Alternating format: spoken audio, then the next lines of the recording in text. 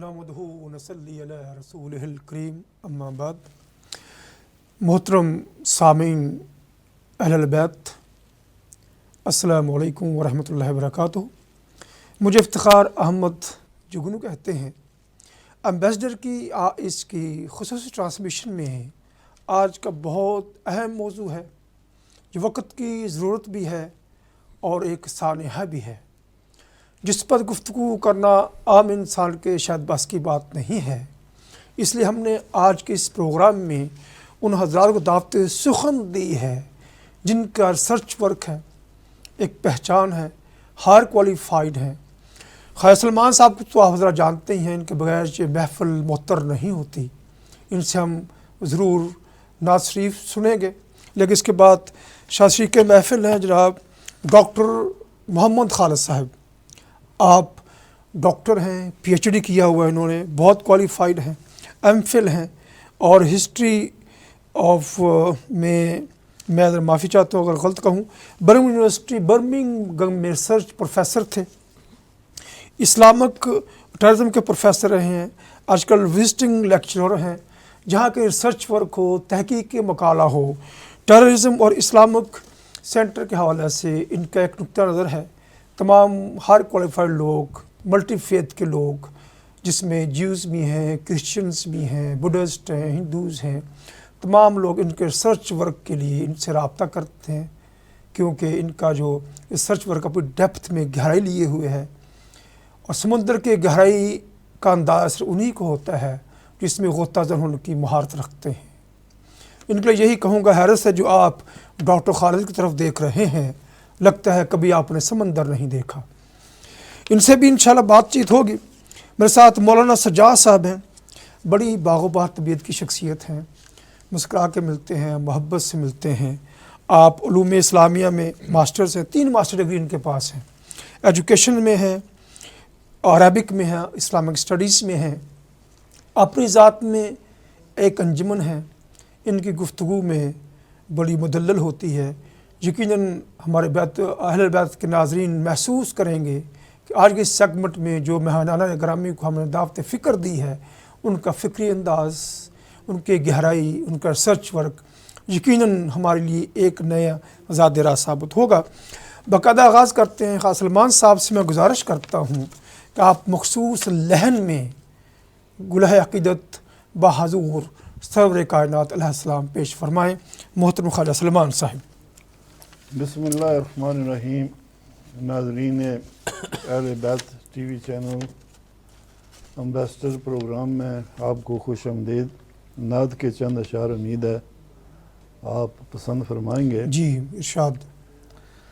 کچھ نہیں مانگتا شاہوں سے یہ شیدا تیرا، سبحان اللہ، سبحان اللہ۔ کچھ نہیں مانگتا شاہوں سے یہ شیدا تیرا، اس کی دولت ہے فقط نقش کف پا تیرا، کچھ نہیں مانگتا شاہوں سے یہ شیدا تیرا، طبع تیرگی جب ذہن میں لوٹتی ہے، نور ہو جاتا ہے کچھ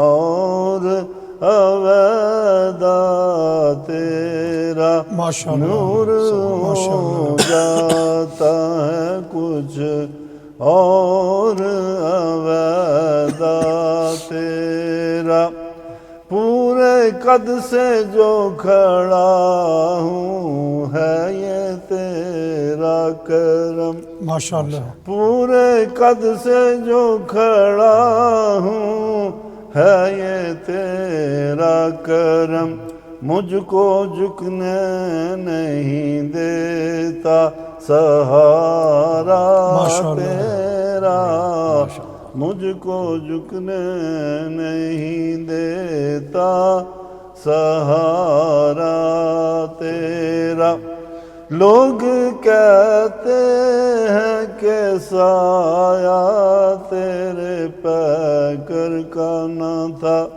میں تو کہتا ہوں جہاں بر پہ ہے سایہ تیرا، کچھ نہیں مانگتا شام سے یہ شہدا تیرا۔ بے شک کچھ نہیں مانگتا غیروں سے شہدا تیرا۔ دوستو بہت خوبصورت کلام پیش کر رہے تھے ڈاکٹر خالد صاحب۔ ہماری خوش بختی ہے کہ آپ انتہائی مصروف ہونے کے باوجود ریسرچ پروفیسرز ہیں، وزٹنگ پروفیسرز ہیں، بڑی یونیورسٹی کے آپ کو لیکچر بڑا معروف ہوا کرتا تھا، اسٹوڈنٹس خواہش کرتے تھے کہ آپ آئے کہ آپ کو سنا جائے۔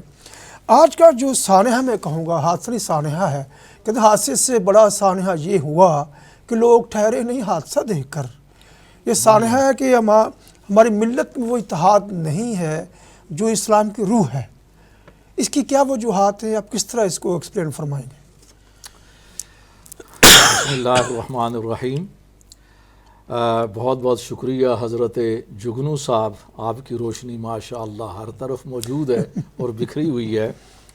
میں شکر گزار ہوں اس پروگرام کے لیے، آج کے ایمبیسیڈر کے تحت اتحاد امت، یہ انتہائی اہم اور سلگتا ہوا موضوع ہے جسے منتخب کیا گیا ہے۔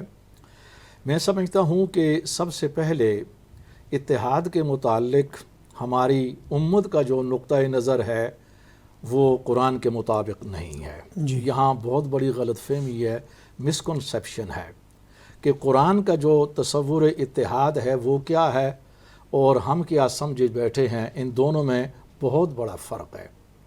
مثال کے طور پر امت کا تصور اتحاد کے متعلق یہ ہے کہ اتحاد ایک اچھی چیز ہے، لوگ یہ سمجھتے ہیں، جی، مگر یہ اس وقت زیادہ بہتر ہے جب کوئی ہنگامی صورتحال ہو۔ مثال کے طور پر اس ملک میں جب ماضی میں رشدی افیئر تھا، بہت بڑا مسئلہ تھا، تو سب نے کہا تمام مسلمانوں کے فرقے شیعہ اور سنی وغیرہ وغیرہ سب اکٹھے ہو جائیں، اکٹھے بھی ہوئے وقتی طور پر۔ اسی طرح بعد میں کارٹونوں کا مسئلہ آیا، بلیسفمی کا، تو اس پر وہ اتحاد ہوا۔ تو امت کا تصور یہ بن چکا ہے کہ اتحاد کا تعلق کسی ہنگامی صورتحال سے ہے، کسی اہم ضرورت کے ساتھ ہے، نارملی نہیں ہے۔ جی، یہ ایک غیر اسلامی تصور ہے، اور اتحاد کی راہ میں جو مختلف رکاوٹیں ہیں آگے چل کر ہم بیان کریں گے، مولانا بھی ہمارے ساتھ موجود ہیں ماشاءاللہ۔ تو اس میں ایک تصور یہ ہے، یہ ضروری ہے کہ امت کو بتایا جائے کہ قرآن کا تصور اتحاد کیا ہے۔ جی، دیکھیے قرآن متعدد جگہوں پر بیان کرتا ہے، سورہ آل عمران میں ہے وَاعْتَصِمُوا بِحَبْلِ اللَّهِ جَمِيعًا وَلَا تَفَرَّقُوا۔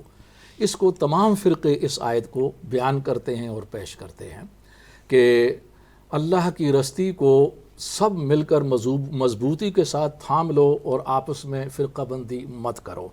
یہ ایک حکم ہے، جس طرح کہ نماز کا حکم ہے، زکوٰۃ کا حکم ہے، حج اور روزے کا حکم ہے، اسی طرح اتحاد کا حکم ہے، واجب ہے۔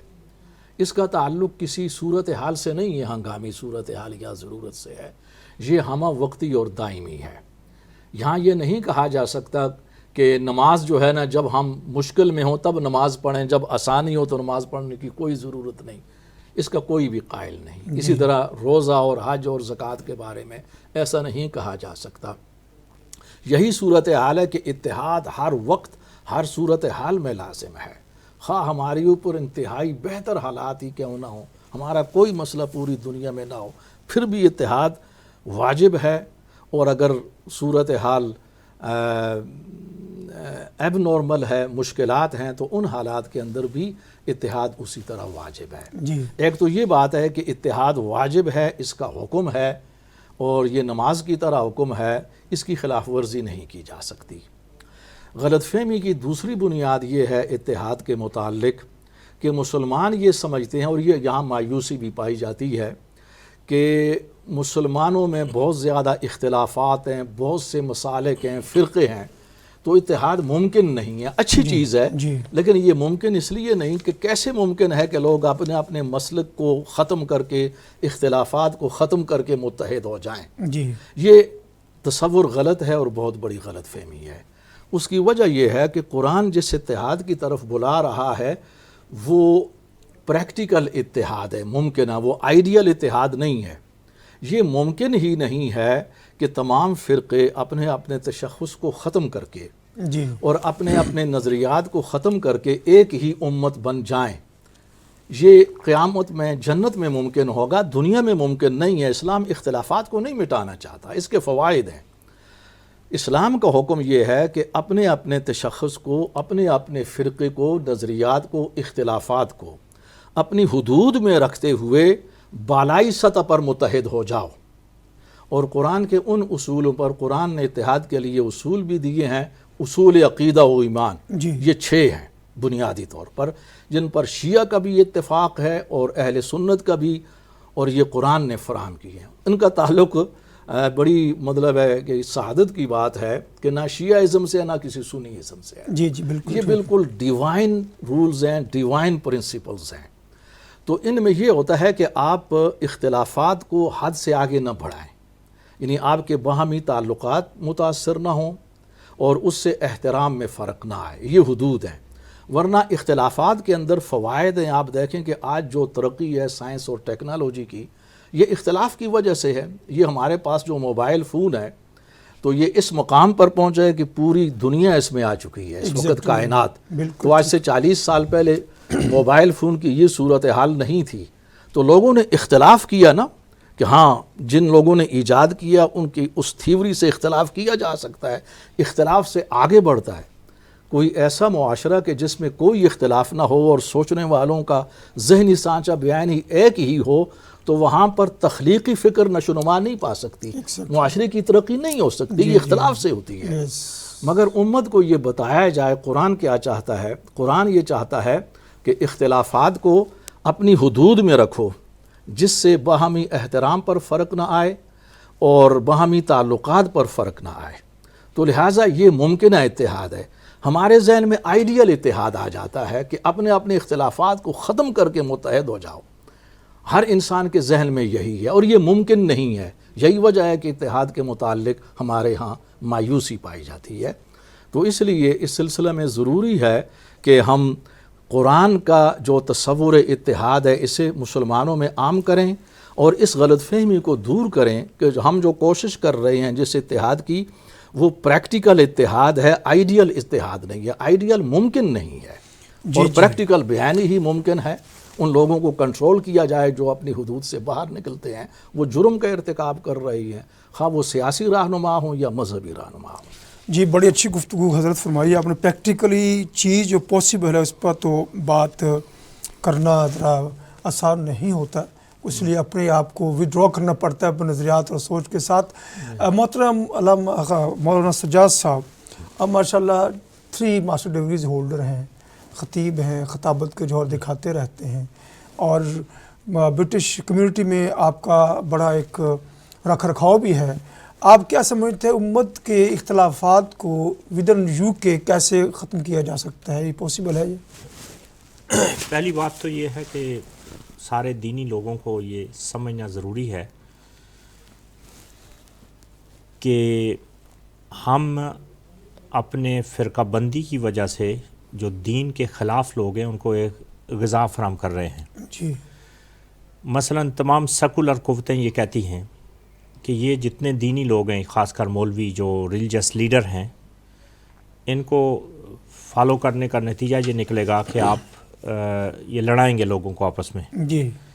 اور ان کے پیچھے چلنا جو ہے وہ نقصان دہ ہے. تو پھر دوسرے معنوں میں جو دین کے منکر لوگ ہوتے ہیں وہ یہ تصور دیتے ہیں کہ یہ اسلام کی غلطی ہے، کہ اسلام لوگوں کو آپس میں تقسیم کرتا ہے اور اسلام لوگوں کو آپس میں لڑاتا ہے، لہذا اسلام سے دور رہو. تو یہ جتنے بھی دینی لوگ ہیں ان کو اس چیز کا احساس ہونا چاہیے کہ ہماری فرقہ بندی کی وجہ سے لوگ اسلام سے دور جا رہے ہیں. خاص کر جو نئی نسل ہے وہ اسلام سے کافی حد تک دور ہو رہی ہے. وہ یہ سمجھتے ہیں کہ یہ دینی لوگ ریلیجس لیڈرشپ ہے، یہ صرف اور صرف نفرت پھیلانے کے لیے ہے، لوگوں کے اندر نفرتیں پھیلاتے ہیں اور لوگوں کو آپس میں لڑاتے ہیں۔ پھر جمعے کے موقع پر آپ موضوعات لوگوں کے چیک کر لیں علماء کے۔ جی اس سوسائٹی میں جہاں یورپ میں ہم رہتے ہیں، ہمارا یہ کام ہے کہ ہم اسلام کی تبلیغ کریں، لیکن جمعے کے خطبات آپ اگر مختلف مساجد کے سروے کریں تو آپ کو پتہ چلے گا کہ ہمارے جو خطبات ہیں، جو جمعے کی تقاریر ہیں، وہ بھی فرقہ بندی کے لیے ہیں۔ اور فرقہ بندی کا سب سے بڑا نقصان یہ ہے کہ اسلام کی تبلیغ پیچھے رہ گئی اور فرقے کی تبلیغ آگے نکل گئی، اللہ کی عبادت رہ گئی اور فرقے کی عبادت شروع ہو گئی۔ تو فرقہ پرست لوگ جو ہیں وہ ایکسپرٹ ہیں لوگوں کو تقسیم کرنے میں، اور ان کے مقابلے میں جو جوڑنے والے لوگ ہیں وہ اتنے بااثر نظر نہیں آ رہے ہیں۔ بہت زیادہ تباہی اور نقصان ہے، کیونکہ رسول اللہ سبحانہ وتعالیٰ نے آل عمران میں ڈاکٹر صاحب نے بھی بتایا کہ اللہ سبحانہ وتعالیٰ نے فرمایا وَاعْتَصِمُوا بِحَبْلِ اللَّهِ جَمِيعًا وَلَا تَفَرَّقُوا، اللہ کی رسی کو جمع ہو کر پکڑ لو اور فرقہ بندی مت کرو۔ پھر آگے فرمایا اِذْ كُنْتُمْ أَعْدَاءً فَأَلَّفَ بَيْنَ قُلُوبِكُمْ، کہ تم دشمن تھے اور اللہ نے تمہارے دلوں میں محبت ڈال دی ہے، اتفاق اور اتحاد کی وجہ سے تم بھائی بھائی بن گئے ہو، فَأَصْبَحْتُمْ بِنِعْمَتِهِ إِخْوَانًا، بھائی بھائی بن گئے ہو۔ پھر آگے اللہ تعالیٰ نے فرمایا کہ وَاذْكُرُوا إِذْ كُنْتُمْ أَعْدَاءً فَأَلَّفَ بَيْنَ قُلُوبِكُمْ فَأَصْبَحْتُمْ بِنِعْمَتِهِ إِخْوَانًا۔ پھر اس سے اگلی آیت میں آیت کے حصے میں اللہ سبحانہ و تعالیٰ نے فرمایا اِذْ كُنْتُمْ وَكُنْتُمْ وَكُنْتُمْ عَلَى شَفَا خُفْرَةٍ مِّنَ النَّارِ وَكُنْتُمْ عَلَى شَفَا خُفْرَةٍ مِّنَ النَّارِ فَأَنْقَذَكُم مِّنْهَا۔ تو فرقہ بازی کی وجہ سے، ٹوٹ پھوٹ کی وجہ سے آپ لوگ آگ کے گڑھے کے کنارے تھے، اللہ، تو فرقہ بندی آپ کو آگ کے گڑھے کے قریب لے جاتی ہے، اور اتحاد آپ کو بھائی بھائی بنا کر دنیا کا لیڈر بنا دیتا ہے اور محبتیں پھیلاتا ہے۔ تو اس لیے احساس کرنا چاہیے یہ سارے علماء کو جو یہاں پر موجود ہیں کہ آپ جو ہے وہ اسلام کی تبلیغ جو ہے وہ کریں، اور جو اسلام نے تصور دیا ہے کہ اللہ سبحانہ و تعالیٰ نے فرمایا هو سماکم المسلمین، اس اللہ نے ہمارا نام مسلمان رکھا بے ہے۔ شک بدقسمتی سے یہ امت تقسیم ہو گئی ہے، شیعہ اور سنی کے اندر تقسیم ہو گئی ہے۔ اللہ نے یہ نام ہمیں نہیں دیا ہے، جی جی اللہ نے ہمیں نام مسلمان دیا ہے، بے شک اور ہماری آگے بدقسمتی یہ ہے کہ اس فرقہ بندی کی وجہ سے ہم متکلم اسلام کس کو کہتے ہیں آج کل؟ بہت سارے متکلمین اسلام آپ کو ملیں گے، لوگوں نے خطاب دیا ہے کہ یہ متکلم اسلام ہے، ٹھیک ہے؟ وہ متکلم اسلام نے اسلام کی حقانیت بیان کرنے میں کوئی بھی کام نہیں کیا، اس نے نہ اس نے یہ کام کیا کہ یہ اسلام کی معیشت پر اس نے کوئی کام کیا ہو، اسلام کا معاشرتی نظام بتایا ہو، اسلام کا سیاسی نظام اس نے بتایا ہو، یہ کام اس کو آتا ہی نہیں۔ اس کو صرف اور صرف اپنے فرقے کی تبلیغ میں مہارت آتی ہے، تو بتا دی لوگ اس کو متکلم اسلام کہتے ہیں۔ جی، خوبصورت بات کہی۔ اقبال اسی لیے کہا تھا کہ فرقہ بندی ہے کہیں اور کہیں ذاتیں ہیں، کیا زمانے میں پنپنے کی یہی باتیں ہیں۔ ہاں سلمان صاحب، آپ کے پولیٹیشینز بھی ہیں، بڑا آپ کا کمیونٹی نیٹ ورک بھی ہے، رسپیکٹ پارٹی کو عروج دینے میں آپ کا ایک کلیدی کردار بھی تھا، تمام مسالک سے ملتے ہیں آپ، اور باقی لوگوں کے سے بھی ملتے ہیں۔ اب کا کیا خیال ہے، جو مولانا بڑی پیاری بات کی ہے کہ ہمارے علماء مسالک کی تو بات کرتے ہیں، اسلام کی بات نہیں کرتے، یہ ایک کرٹیکل پوائنٹ ہے۔ اسی وجہ سے جو لوگ بے دین ہیں وہ کہتے ہیں شاید اسلام کا قصور، حالانکہ اسلام کی ان کی اسٹڈی نہیں ہوتی، وہ سمجھتے ہیں جو خطیب کہتا ہے، جو عالم کہتا ہے یہی اسلام ہے۔ تو اس سلسلہ میں میں چاہتا ہوں کہ آپ کا جو رول ہمیشہ رہا ہے ایکٹیو، ان مسالکی اختلافات کو ختم کر کے کیا امت وحدہ کا تصور یو کے میں اجاگر کیا جا سکتا ہے؟ ہم یو کے کی بات کرتے ہیں پہلے۔ بسم اللہ الرحمن الرحیم۔ دیکھیں جی، ہمارے پاس جو دین ہے یہ بڑا پریکٹیکل دین ہے، جی، اور یہ پریکٹیکل جو زندگی ہے ہماری دنیا میں، اس کے لیے یہ ہدایت مہیا کرتا ہے۔ دیکھیں، میں آپ کو بتاتا ہوں، جس مسجد میں 5 وقت جا کر نماز پڑھتا ہوں، وہاں عربی مسلمان بھی ہیں، بنگلہ دیشی مسلمان بھی ہیں، پاکستانی مسلمان بھی ہیں، کچھ نو مسلم بھی ہیں۔ اور ہم 5 وقت اکٹھے ہوتے ہیں.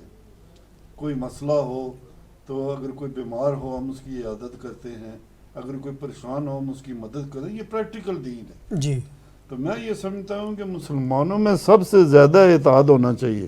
آپ دیکھیں عیسائی ہیں وہ اتوار کو اکٹھے ہوتے ہیں اور عبادت کرتے ہیں. اسی طرح دوسرے مذہب کے لوگ جو ہیں وہ شاید ہفتے میں ہے, لیکن ہم 5 وقت دن میں اکٹھے ہوتے ہیں. ہمیں سب سے زیادہ اتحاد ہونا چاہیے. لیکن بدقسمتی یہ ہے کہ ہم نماز بھی پڑھتے ہیں لیکن وہ جو اس کے پیچھے مقاصد ہیں شاید ان پر ہم غور و فکر نہیں کرتے. آپ یہ دیکھیں کہ دنیا کے تناظر میں جتنی بھی کفر کی قوتیں ہیں وہ سب اکٹھی ہیں اور مسلمانوں کو کنٹرول کرنے کے لیے, اسلام کو ختم کرنے کے لیے ان میں اتحاد ہے. آپ دیکھیں اسرائیل اور انڈیا میں کوئی قدر مشترک نہیں ہے. ایک بت پرست ہے, ایک خدا پرست ہے.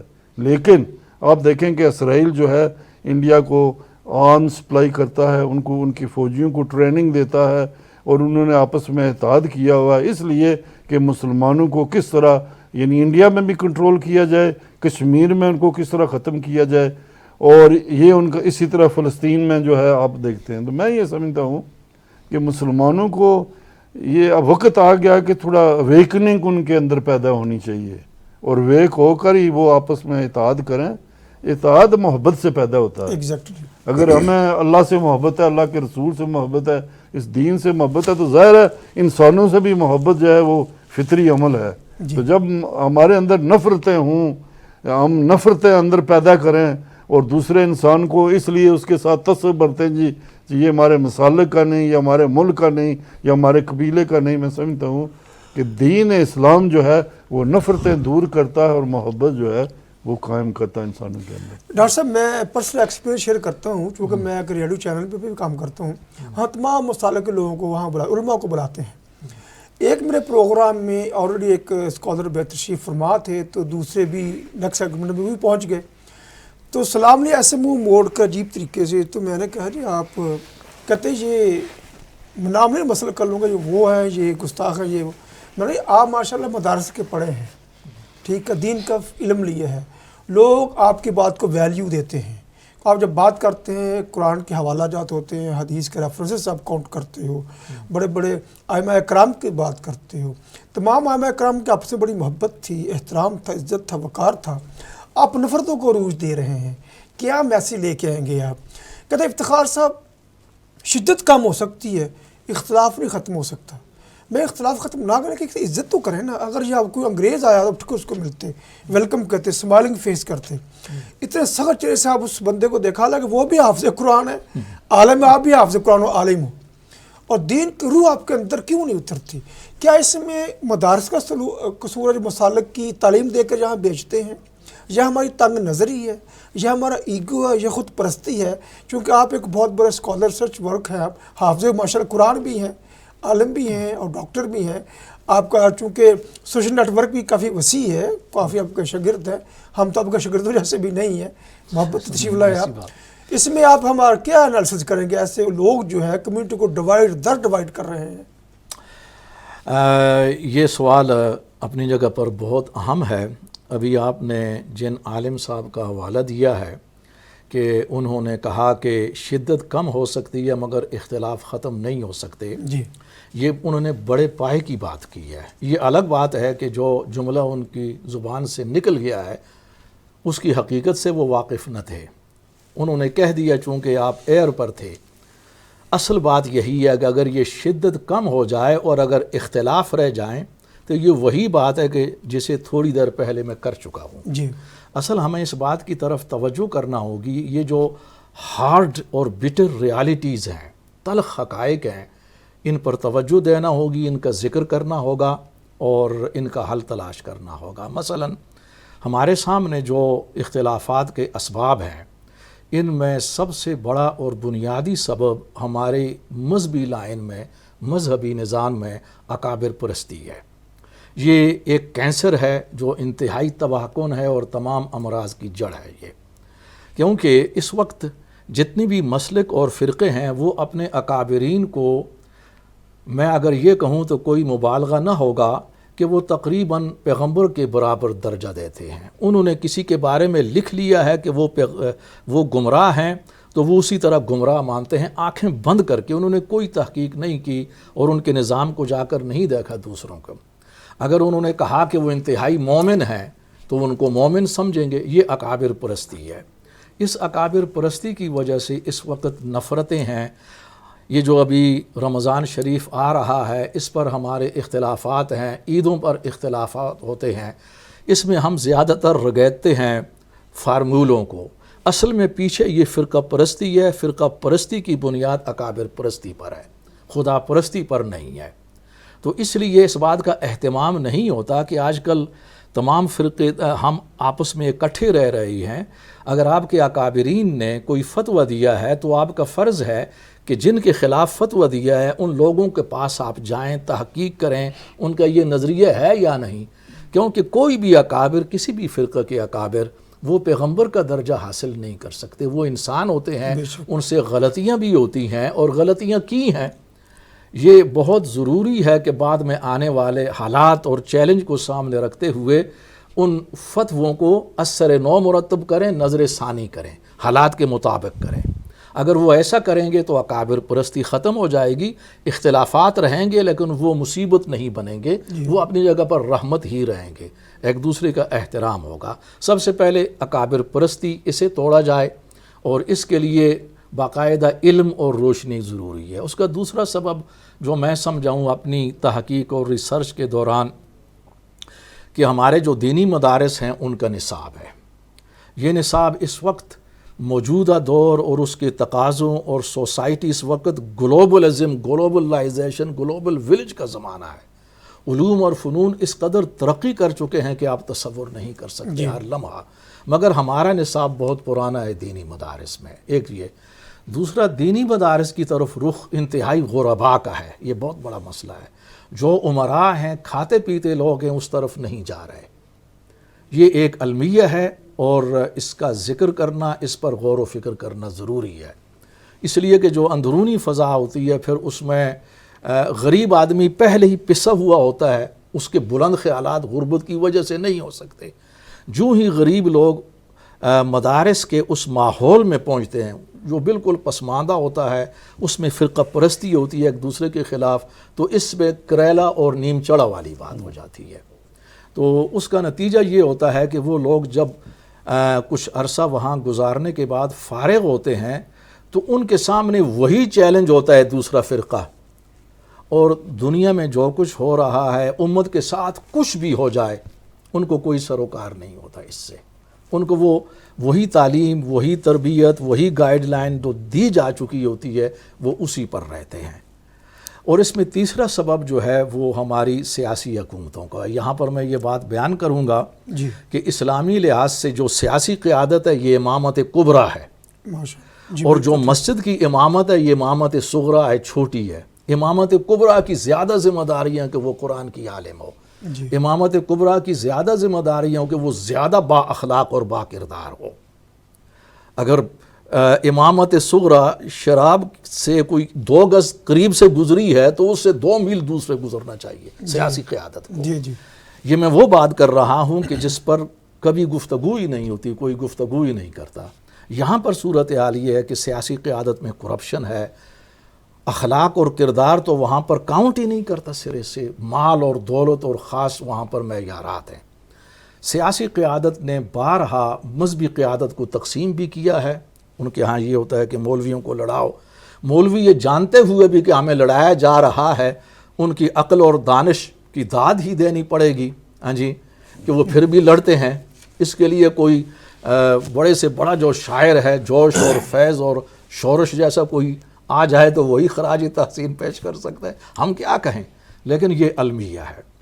اور یہ ایک تاریخ بھی ہے ہماری کہ سیاسی قیادت نے مختلف انداز سے، مختلف ٹیکنیکس کے ساتھ مذہبی قیادت کو، یعنی شیعہ اور سنی فسادات اور اہل سنت کے آپس میں، اور یہ جو دہشت گردی ہوتی ہے اس کی پشت بنائی مختلف جو حکومتیں کرتی، اور جو کچھ کراچی میں ہوتا رہا ہے. یہ جو صورتحال ہے پوری امت کے لیے اور خصوصاً ہم لوگوں کے لیے لمحہ فکریہ ہے. اس کے لیے ضروری ہے کہ دینی مدارس کے نصاب کو جو ہے نا وہ وقت کے تقاضوں کے مطابق کیا جائے۔ اس کا احساس ہو چکا ہے ہمارے محتمم حضرات کو جو دینی مدارس چلاتے ہیں، لیکن مسئلہ یہ ہے کہ وہ پریکٹیکلی وہ آگے آئیں، اس کو شروع کریں۔ ایسا معاملہ ہو کہ جو کھاتے پیتے امیر لوگ بھی اپنے بچوں کو دینی مدارس کی طرف بھیجیں، جب وہ نکلیں گے تو وہ قوم کے محتاج نہیں ہوں گے، ان کے پاس دولت ہوگی اور وہ فی سبیل اللہ کام کرتے رہیں گے، اس کے زیادہ اثرات ہوں گے۔ اس طرح بڑا معروف ایک سرکل چل رہا تھا، یہ کیا نام ہے، سوشل میڈیا پر انہوں نے فرمایا کہ یہ کنڈیشن رکھے جب کہ طالب علم دینی تعلیم لے اس کو ہنر بھی سکھایا جائے، کیونکہ اگر ہنر ہوگا تو ہنر بیچے گا اور ہنر نہیں ہوگا دین بیچے گا۔ اس لیے ہمارے جو مدارس کے فارغ التحصیل ہمارے اسٹوڈنٹ ہیں، طلباء ہیں، جب یہاں یو کے میں آتے ہیں ان کو یہاں کلچر کا علم نہیں ہوتا، کوئی یہاں آپ اسٹیج پر بیٹھ کسی مخالف فرقے کو تنقید کا نشانہ نہیں بنا سکتے۔ اپنی بات کریں، مسئلے کی بات کریں، نام لے کر، اس ملک میں یہ جرم ہے۔ محترم مولانا سجاد صاحب، آپ ماشاءاللہ خطابت کے جوہر دکھاتے رہتے ہیں، بڑی پیاری گفتگو فرما رہے تھے ڈاکٹر خالد صاحب۔ آپ کیا سمجھتے ہیں ہماری نوجوان نسل یو کے کی، آپ کو ٹیچر بھی ہیں، آپ سے واسطہ پڑھتا رہتا ہے، آپ نے بڑی پیاری بات کی تھی کہ اس سے کیا لیسن لے گا؟ جو لبرل لوگ یہی سمجھتے ہیں یہ اسلام کا قصور، حالانکہ ان کو اسلام کا خود پتہ نہیں ہوتا، اس لیے سمجھتے ہیں جو مولوی نے کہا یہی اسلام ہے۔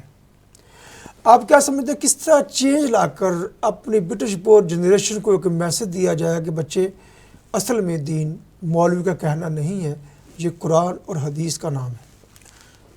اس میں وہی بات آتی ہے کہ جو یہاں مدارس قائم ہیں جی، وہ بھی ان لوگوں نے قائم کیے ہیں جو پیچھے سے آئے ہیں، ایگزیکٹلی، اور وہ بھی یہی تعلیم دے رہے ہیں کہ جو پیچھے تعلیم دی جا رہی ہے۔ ان کے ہاں بھی مدارس میں جیسے علامہ صاحب نے نصاب کا ذکر کیا ہے، کریکولم کا ذکر کیا ہے، جو وہ بھی تقریباً 300-400 سال پہلے کا تحریر شدہ ہے وہ کتابیں اس زمانے کی۔ اس زمانے میں 400 سال پہلے کی 500 سال 500 سال پہلے کا ابھی تک یہ کتابیں پڑھائی جا چل رہا ہے۔ اس وقت کے لیے وہ لیٹسٹ تھیں۔ آج سے 500 سال پہلے اگر ہدایہ لکھی گئی، 400 سال پہلے یا 500 پہلے، تو اس وقت کی وہ لیٹسٹ بک تھی، وہ جدید تھی اس وقت کے لیے، لیکن آج زمانے کے لیے وہ جدید نہیں ہے۔ ایک تو یہ ہے کہ نصاب کے اندر جو ہے تبدیلی نہیں لائی گئی، یہاں بھی وہی چیزیں موجودہ دور کے مطابق نہیں لائی گئی، موجودہ دور کے مطابق نہیں لائی گئی۔ مثلا آپ سمپل سی ایک مثال دے دیں کہ الہدایہ ہے، بہت بڑی مشہور کتاب ہے، اس میں کتاب البیوع ہے معیشت کے بارے میں، ٹھیک ہے۔ اب کتاب البیوع پورا پڑھا ہوا آدمی بھی اس کو جب آپ کہیں کہ بٹ کائن کیا ہے اور اس طرح کی کرپٹو کرنسی کیا ہے، آج کی معیشت کے اندر کون کون سی چیزیں آ گئی ہیں، مارکیٹ کے اندر جو شیئرز ہیں، یہ بیان کریں تو نہیں کر سکتے، کیونکہ ان کو وہ پرانی چیزیں وہ پڑھائی گئی ہیں، تو لیٹسٹ نہیں ہے۔ لیکن اس میں ریزرویشن ہے ان لوگوں کو کہ جدید چیزیں پڑھانے میں ہم نہیں پڑھائیں گے، یہ ریزرویشن کا اظہار کرتے ہیں۔ مثلا کراچی کے ایک مدرسے نے کہ محتمم نے کوئی چیز شیئر کی ہے فیس بک پر، اس نے کہا ہے کہ ہمارے جو ہم محنت کرتے ہیں جن طلباء پر، وہ بڑے ذہین ہوتے ہیں، پڑھے لکھے ہوتے ہیں، باہر جا کر گمراہ ہو جاتے ہیں۔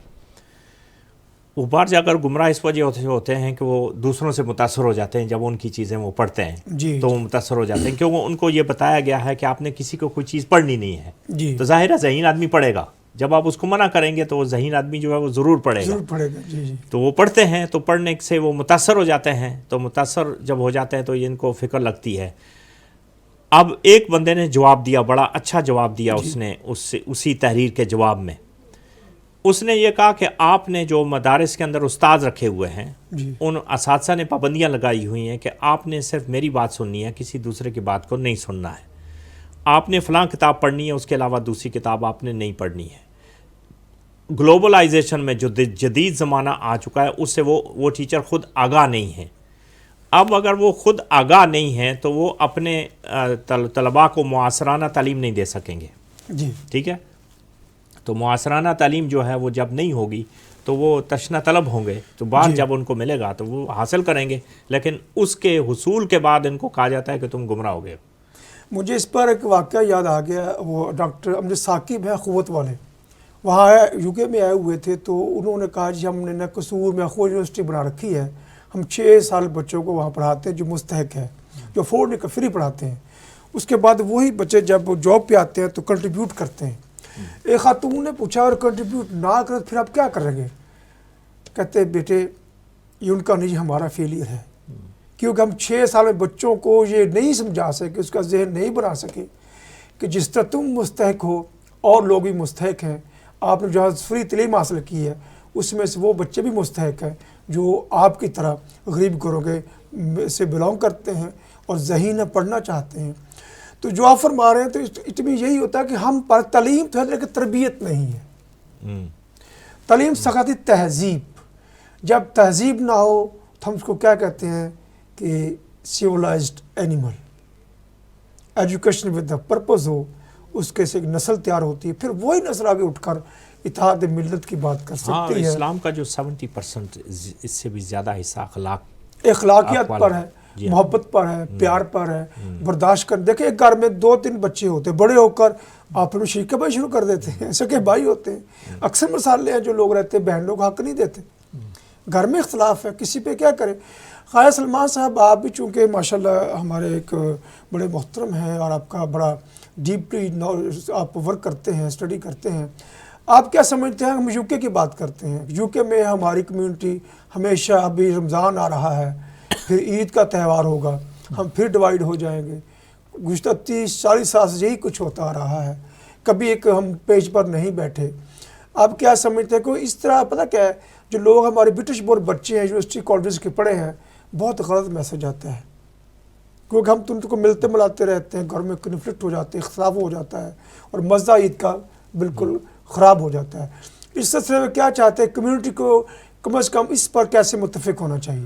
دیکھیں افتخار صاحب، اصل پرابلم جو ہماری اس وقت کمیونٹی کی ہے وہ یہ ہے کہ جو لیڈرشپ ہے وہ ابھی بزرگوں کے ہاتھ میں ہے۔ جو نوجوان یہاں پیدا ہوئے ہیں، جنہوں نے یہاں تعلیم حاصل کی ہے، جو اس معاشرے کو بہتر سمجھتے ہیں، شاید ابھی تک وہ لیڈرشپ مسلم کمیونٹی کی ان تک منتقل نہیں ہوئی۔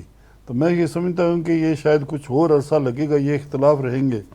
دیکھیں یہاں کتنی دفعہ کوشش کی گئی ہے، یہاں اتحاد العلماء یہاں بنا، مختلف مسالے کے علماء گٹھے ہوئے کہ ہم جو ہے یہ فارمولے پر، لیکن بعد میں وہی فارمولہ توڑ دیا گیا۔ تو میں یہ سمجھتا ہوں کہ شاید اس میں کچھ عرصہ لگ گا۔ دیکھیں جی، ہم پریکٹیکلی میں آپ کو بتاتا ہوں کہ ہم نے یہ کوشش کی کہ ہمارے محلے میں جو عیسائی رہتے ہیں، جو سکھ کمیونٹی رہتی ہے، جو نن مسلم رہتے ہیں، ہم تو کوشش کرتے ہیں ان کو اپنی مساجد میں لائیں، ان کے ساتھ ایک تعلق پیدا کریں، ان کو کہیں جی کہ ٹھیک ہے آپ سکھ ہیں، آپ ہندو ہیں، آپ عیسائی ہیں، لیکن انسان تو ہیں ہم۔ اور ہم نے کئی دفعہ ایسا ہوا ہے کہ کوئی ایسا ایک ایشو آ گیا ہے جو ساری کمیونٹی کا ایشو ہے، جی تو اس میں ہم نے اتحاد کیا۔ جیسے یہاں ہمارے اسٹیٹفورڈ روڈ پر ایک گندی کتابوں کی شاپ تھی، تو ہم نے چرچ سے مل کر اس کے خلاف ایک احتجاج کیا اور وہ اس کو بند کرایا۔ تو کہنے کا مقصد ہے کہ اتحاد ہو سکتا ہے، جی اگر ہم غیر مسلموں کے ساتھ اتحاد کر سکتے ہیں تو اپنی کمیونٹی میں بھی ہو سکتا ہے۔ لیکن جیسے ہمارے علماء دین نے یہ فرمایا کہ شاید اس میں کچھ عرصہ لگے گا، لیکن اس کی کوشش جو ہے میں سمجھتا ہوں کہ جاری رہنی چاہیے۔ یہ اچھی بات ڈاکٹر خالد صاحب، آپ نے فرمایا تھا کہ غریب بچوں کے جو افورڈ نہیں کر پاتے وہ آ کے مدارس میں پڑھتے ہیں، کیا وہ نفسیاتی طور پر ہمیشہ ہی کے لیے یہ سوچ رکھتے ہیں کہ ہم تخلیقی صلاحیت سے محروم ہیں، ہم تخلیقی کام نہیں کر سکتے؟ نہیں، اصل میں اس کی بنیاد اسلام بنیاد بہت عظیم ہے۔ جو ہمارا غربا طبقہ ہے یہ اسلام کے لیے بڑا مخلص ہے۔ جی، ان کے ذہن میں یہ بات ہے کہ ہم چونکہ دنیاوی تعلیم نہیں دلا سکتے اپنے بچوں کو، تو لہٰذا یہ دین کی طرف جائیں گے، دین کی خدمت کریں گے، ہماری دنیا بھی بن جائے گی اور خصوصاً آخرت اور اسلام کی خدمت کریں گے۔ والدین بالعموم اس بات سے واقف نہیں ہوتے کہ جب وہ کسی بھی مدرسہ میں بھیج رہے ہوتے ہیں تو اس کا اپنا نظام ہوتا ہے، وہ ایک خاص فرقہ ہے۔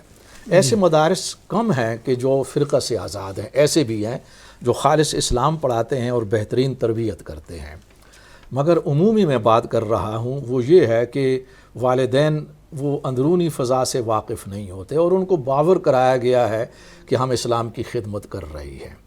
ہوتی وہ اسلام کی خدمت ہے، اس میں یہ بات آپ ذہن میں رکھیں کہ وہ کوئی ایسی بات نہیں ہوتی کہ وہ اسلام کے ڈائریکٹ خلاف جا رہے ہوتے ہیں. لیکن جو بات ہم غیر اسلامی یہاں پر ڈسکس کر رہے ہیں وہ اسلام سے مطابقت نہیں رکھتی. وہ ان کا وہ رویہ ہے جو دوسروں کے متعلق ہے، یعنی وہ دوسرے مسلمان فرقوں کے متعلق ہے. وہ رویہ غیر اسلامی ہے اور اس کی اصلاح کی ضرورت ہے. آپ اختلاف کر سکتے ہیں، فقہی طور پر ائمہ نے کیے ہیں، صحابہ کے آپس میں اختلافات تھے. مثال کے طور پر حضرت عبداللہ بن مسعود اور حضرت عمر بن خطاب دونوں عظیم صحابہ ہیں، بہت اہم عظیم القدر لوگ ہیں. ان کے آپس میں 200 سے زیادہ فقہی اختلافات تھے. اس میں احادیث بھی تھیں، قرآن کی تشریحات تھیں اور ریکارڈ پر موجود ہیں، لیکن ان سے باہمی تعلقات اور احترام میں کوئی فرق نہیں آیا. یہ بات جو ہے نا، یہ امت کو بتانے کی ضرورت ہے کہ امت اس جانب آئے. دوسری بات یہ ہے کہ ہمارے خصوصاً جو مذہبی نظام ہے وہ اس بات سے واقف نہیں ہے کہ اتحاد اگر نہ ہو تو اس کے نقصانات کیا ہیں. خود ہم بھی اتحاد پر زیادہ زور دیتے ہیں، لیکن اگر اتحاد نہ ہو، انتشار ہوگا تو اس کے نقصانات کیا ہیں، اس کی طرف کم توجہ دی گئی ہے.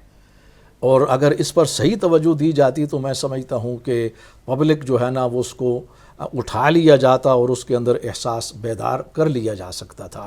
مثال کے طور پر عربی زبان کا ایک محاورہ ہے، تعرف الاشیاء بازدادها. جی. چیزیں اپنی ضد اپنے اپوزٹ سے پہچانی جاتی ہے. مثلا آپ روشنی کی قدر اس وقت تک نہیں جان سکتے جب تک کہ اندھیرے کا تجربہ نہ ہوا ہو. صحت کی قدر آپ نہیں جان سکتے جب تک کہ بیماری سے آپ کو گزرنے کا تجربہ نہ ہوا ہو. علی ھذا القیاس اینڈ سو آن. تو اتحاد کا اپوزٹ کیا ہوگا، اس سے اتحاد کی قدر آپ جان سکتے ہیں، وہ انتشار ہے. جب انتشار ہوگا تو سب سے بڑی بات یہ ہے کہ فرقہ پرستی ہوگی، جھگڑے ہوں گے، نزاعات ہوں گے. اتحاد جب نہ ہوگا تو یہ ہوگا معاشرے میں. جی بہت شکریہ سامعین کرام. آپ سن رہے تھے ڈاکٹر خالد صاحب، خیا سلمان صاحب، مولانا سجاد صاحب. میں یہی کہوں گا کہ وقت کا تقاضا یہی ہے، شدید اختلاف کے باوجود اتحاد امت کا تصور دیا جائے، کیونکہ رمضان بھی قریب آ رہا ہے. کیونکہ رمضان کے روزے ایسے ہیں کہ ہر بندہ چاہے وہ دین کے پاس ہو یا نہ ہو وہ بھی محسوس کرتا ہے. کہ غیر مسلم جو ہمارے کرسچن دوست ہیں، بدھسٹ، سکھ، ہندو، ہمارے ملنے ملانے والے بھی کہتے ہیں آپ کا رمضان شروع ہو گئے، روزے رکھ رہے ہیں آپ. یعنی کہ ایک میسج جاتا ہے. اس سے عید کے ایام قریب آ رہے ہیں. اتحاد ملت کا یہ بہترین موقع ہے. گزشتہ 3-4 اشروں سے اتحاد کی کوئی مہک ہمیں محسوس نہیں ہو رہی. کیونکہ میں اسی پر اپنا پروگرام ختم کرتا ہوں کہ تاریخ کی گھڑیوں نے وقت بھی دیکھا ہے، لمحوں نے خطا کی تھی، صدیوں نے سزا پائی. ایک لمحاتی غلطی ہماری نوجوان نسل کو دین سے کہیں لے جانے کا باعث بن سکتی ہے. آپ کا بہت شکریہ. السلام علیکم ورحمۃ اللہ وبرکاتہ.